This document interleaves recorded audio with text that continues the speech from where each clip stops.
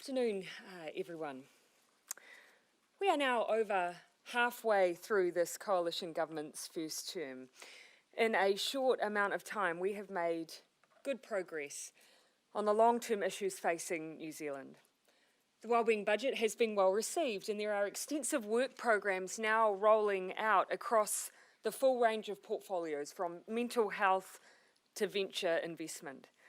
Relationships between the three parties of government are working well, and ministers who regularly interact have formed really effective consultation and decision-making protocols. Ministers are in the middle of implementing important pieces of work, and we're now seeing the result of the changes the government has made over these past 20 or so months. We have and are reducing child poverty.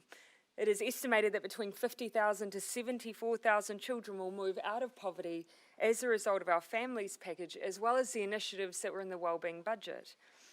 We're making record investments in health and education, with funding to train or support more than 3,000 more teachers over the next 4 years.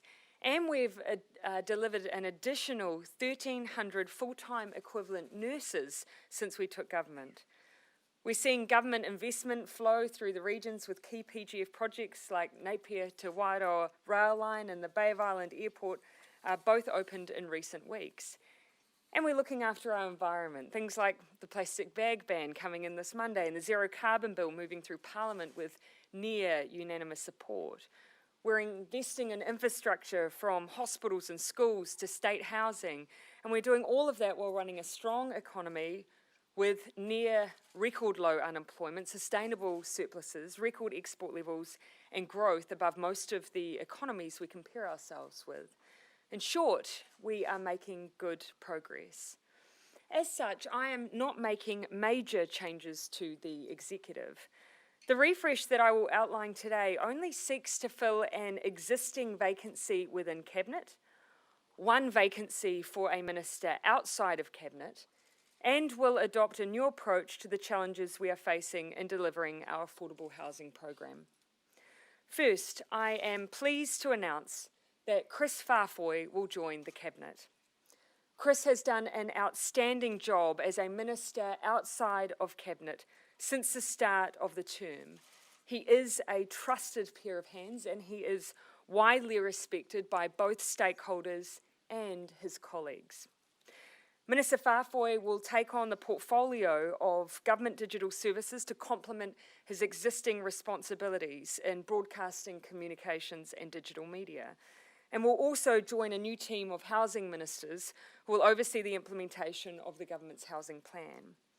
He will relinquish his civil defence, customs and associate immigration portfolios in order to assist in the housing challenge.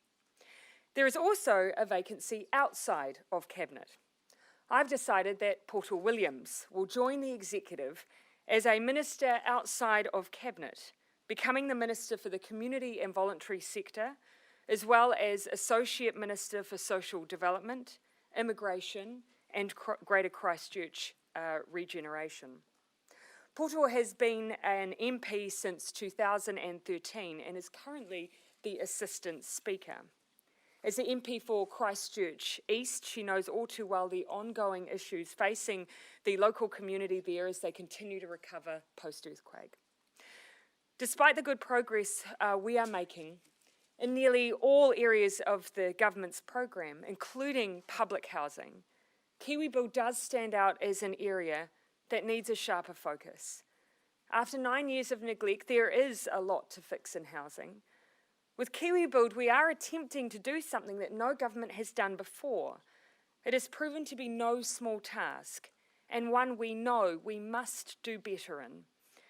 It has become clear to me that the range of challenges in fixing the housing crisis, and that includes planning reforms, affordable housing, transitional housing, public housing, chronic homelessness, and many issues, more than that, are actually too great for one minister. Therefore, I am putting in place 2 additional Cabinet ministers to deliver the full breadth of our housing plan, from tackling homelessness to helping New Zealanders into an affordable first home.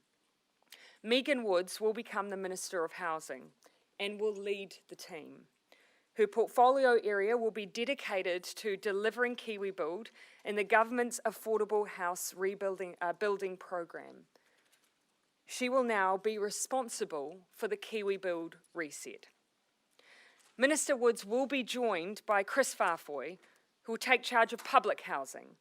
His job is to assist more New Zealanders into a home who don't currently have one. He will be responsible for public housing and tackling our homelessness problem. Phil Twyford will take the lead on urban development and the legislative and planning changes needed to ensure more affordable houses can be built with the right infrastructure around them. I do want to acknowledge the work Minister Twyford has done in housing. I know that many of the headlines have been about KiwiBuild not delivering against expectations, but that has included the Minister's own expectations of KiwiBuild as well. But perhaps what has been less reported is the fact that as a government we are now delivering the largest house building program since the 1970s and have implemented policies like the foreign buyer ban that have already improved housing affordability and increased the number of first home buyers in the market. We've built 1,400 state homes since we took office. When we took office, there were 600 homes under construction. We quadrupled that to over 2,700.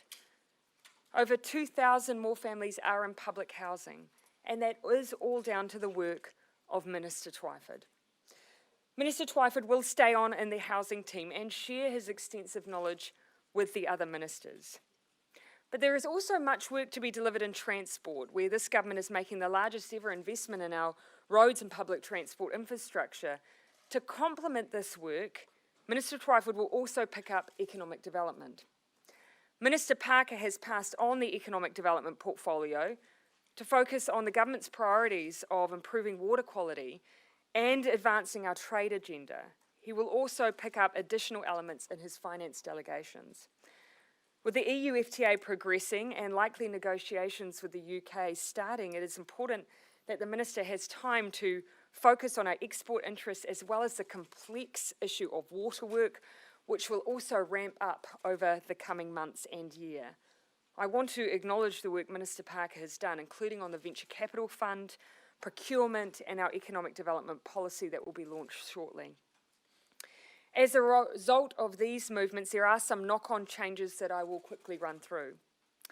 All ministers will retain their existing cabinet ranking. Our current senior government whip, Ruth Dyson, will be nominated for the role of Assistant Speaker. As you know, Ruth is retiring at the next election, bringing close to a 26-year career as a Member of Parliament to a close. In her time in politics, she's been a party president, MP, minister, senior government whip. It's almost fitting now that she'll look to round out her parliamentary career as a presiding officer, one of the few roles that she is yet to fill here. Michael Wood becomes the new senior government whip. He gives up his role as a parliamentary undersecretary to the Minister for Ethnic Communities and chair of the Finance and Expenditure Select Committee. Priyanka Radhikrishnan becomes the parliamentary private secretary for ethnic affairs. Willow Jean Prime picks up a private sec role to support local government work. Keeping in mind those aren't roles within the executive.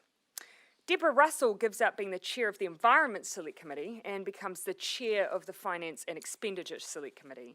And Duncan Webb becomes the chair of the Environment Select Committee. There are some other minor movements of ministerial portfolios, each of which are set out in the press release. I am happy otherwise to take questions. Is this an admission that Phil Twyford failed? No, it's an admission though that it was a huge job. It was a job too big for one minister, and it's an admission that we know we have got things wrong with KiwiBuild.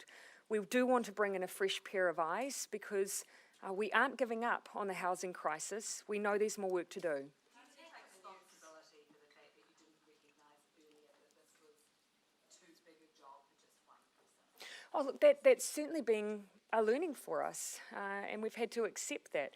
Now, we know that whilst there's a lot that's gone right in housing, the amount of, for instance, state housing that we're now building, there are elements where we haven't got things right. We know they need to be fixed. Bringing in additional team members is part of fixing that issue, but we know equally that there is still more work to be done. Why is he not up to leading the housing team? Sorry? Why is he not Yeah. Well, I do think there would be benefit from bringing in a fresh pair of eyes. There will be a team.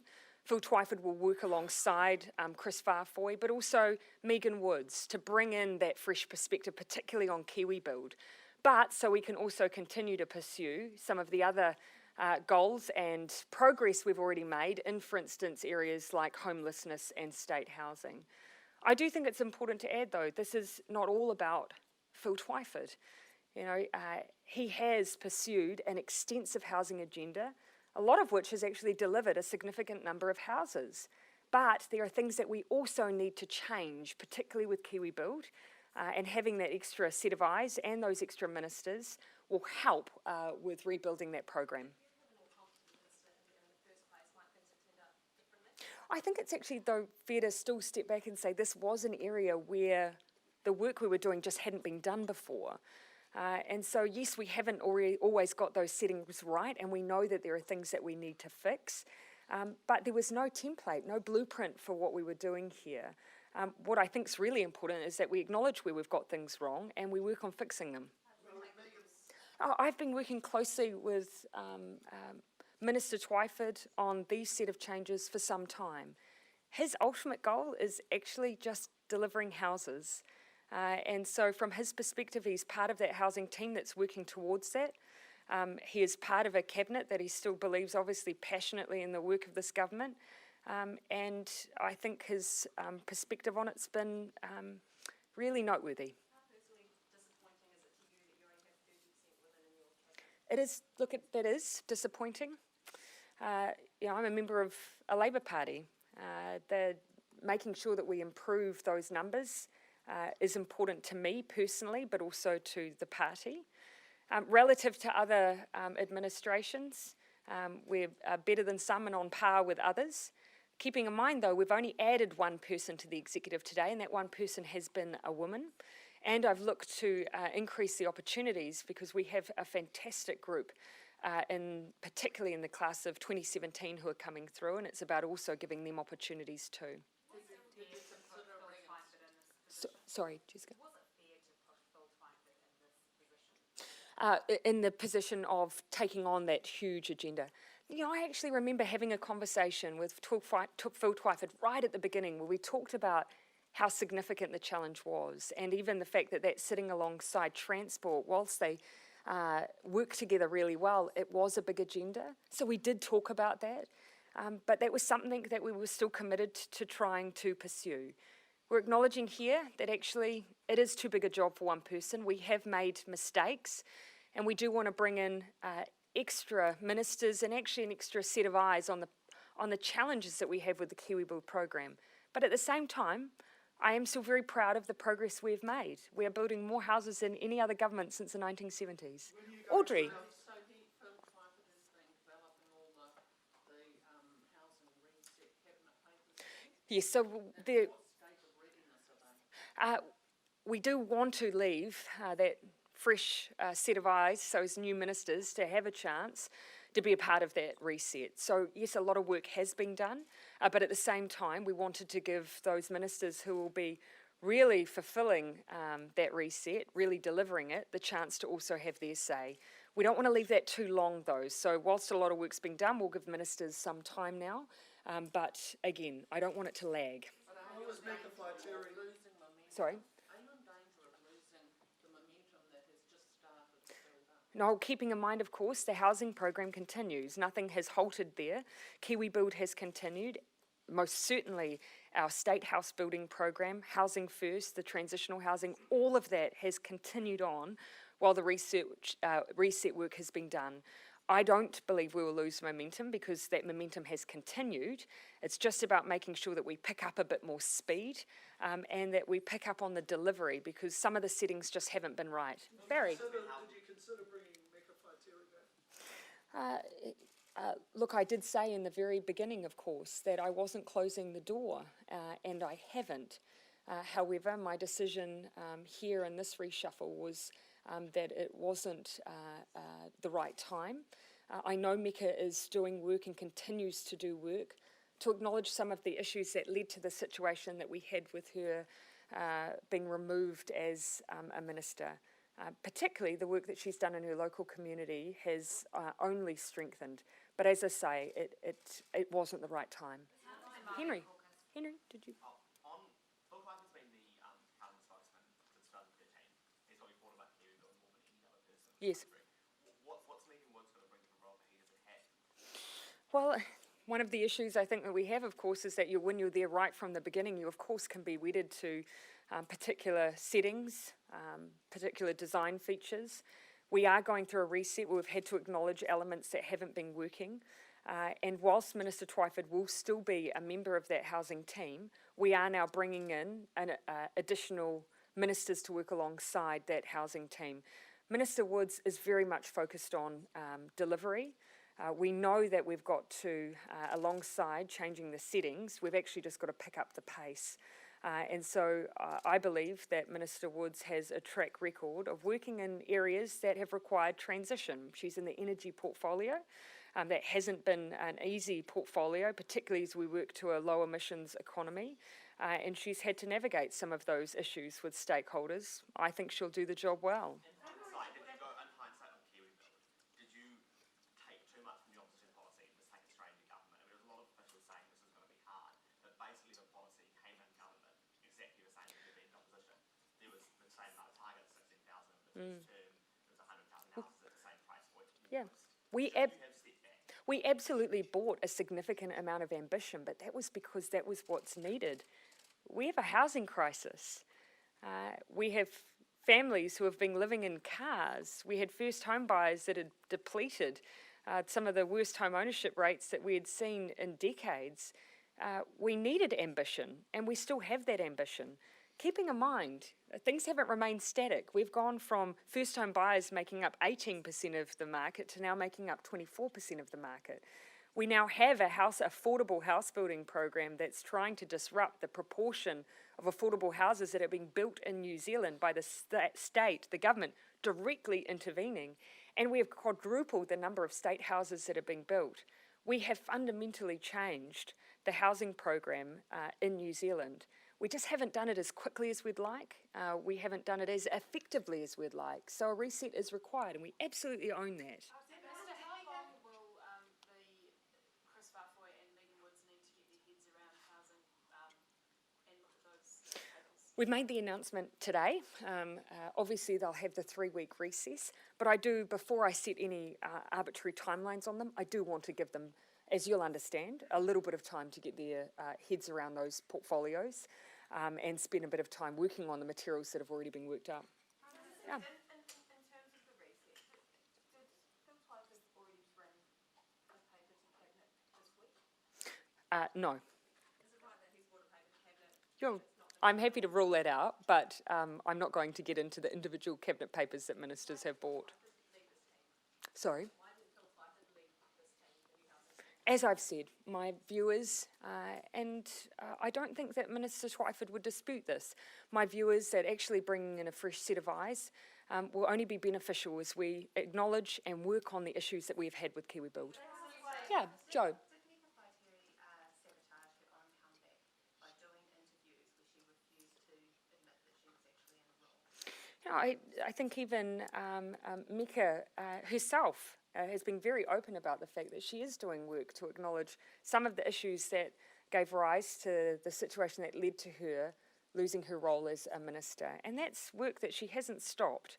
And I believe that she will continue in that work in the same way that she is continuing in her work locally. So none of those interviews that she did play any part in your decision to not bring her back, you were fine with it? I consider a range of options, as you would expect, a range of issues when I consider the makeup of the executive.